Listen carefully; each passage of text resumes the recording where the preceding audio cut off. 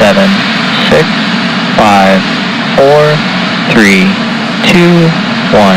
Ignition. Engines full power. And liftoff. Go Falcon. Go SpaceX. Go GPS III-7.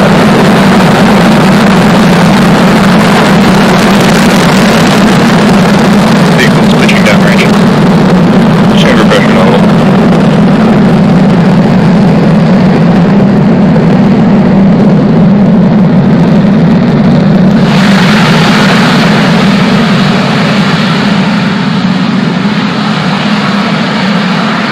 At T plus 30 seconds and counting, Falcon 9 has successfully lifted off from Space Launch Complex 40 at Cape Canaveral Space Force Station.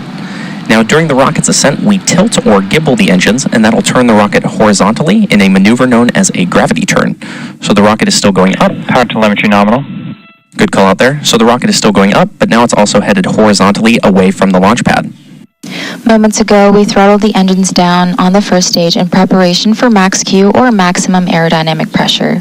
This is a critical moment during flight Vehicle is supersonic. because the combined stresses caused by Falcon 9 accelerating through the atmosphere and the ambient static pressure are at their greatest. Max Q. Good call out there for max Q. The rocket typically needs to go about 17,500 miles per hour horizontally in order to avoid being pulled down to Earth and get into orbit. And to give you an idea of the speed of the rocket, you can track our progress to orbit by keeping an eye on the Stage 1 telemetry at the bottom left-hand corner of your screen.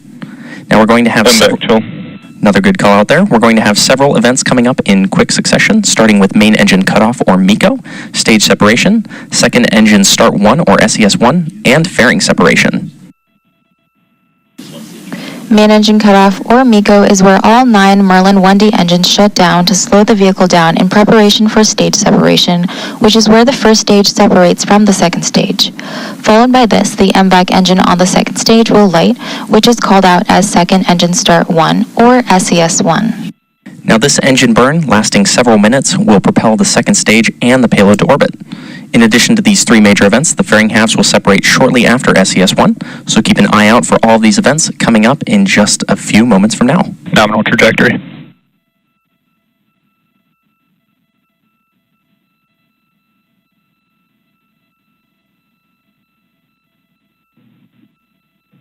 MECO.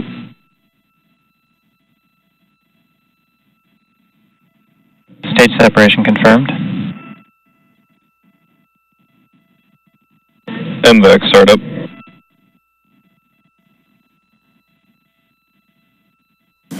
And there you heard and maybe even saw those events that happened just back to back, which were again MECO, stage separation, and SES1. Coming up in just a few moments, we should hear the call out for fairing separation.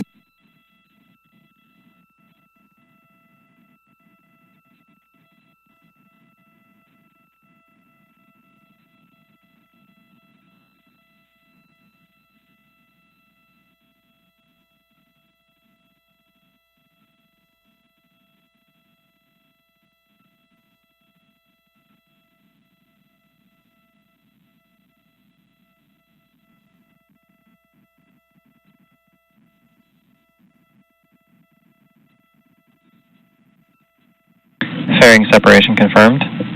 Good call out there for fairing separation and a beautiful view of Earth from space. As mentioned earlier, we will be attempting to retrieve these fairing halves using our recovery vessel Doug once they fall back to Earth. And these are some absolutely phenomenal views today. Now, we're currently at the T plus 4 minute mark into today's mission. Next major milestone coming up will be just past the T plus 6 minute mark, which will be the first stage's entry burn. For the entry burn, we'll be relighting 3 of the M1D engines on the first stage, starting with the center E9 engine, followed shortly after by the E1 and E5 engines. This will help slow down the vehicle as it passes back into Earth's denser, lower atmosphere. We need to slow it down to reduce re-entry forces, which ultimately helps us recover and reuse the first stage. During the entry burn, Falcon 9 is decelerating by firing its Merlin engines, but we're still moving really fast. This causes the vehicle to fly through Merlin's exhaust gases, and this deposits a layer of soot on the vehicle's surface, which is why our flight-proven vehicles look the way they do. That soot comes from the carbon-based fuel that Falcon 9 uses. As you can see on your screen, on the bottom left, the first stage is decelerating and heading to its rendezvous point at sea. Now, reusability is, of course, key to lowering the cost of spaceflight, which enables more investment in critical scientific research. The Falcon 9 first stage that is supporting today's mission is... Two nominal trajectories. Another good call out there. The Falcon 9 first stage that is supporting today's mission is flying for its 4th time. And while this booster is on its 4th trip to space, we're working towards qualifying our fleet of Falcon boosters and fairings to support 40 missions each. And for those following along, we're currently at 28 flights of a single Falcon booster, which is absolutely amazing. Increasing Falcon's flight count provides valuable information on repeated reuse, which is a critical element for making life multiplanetary.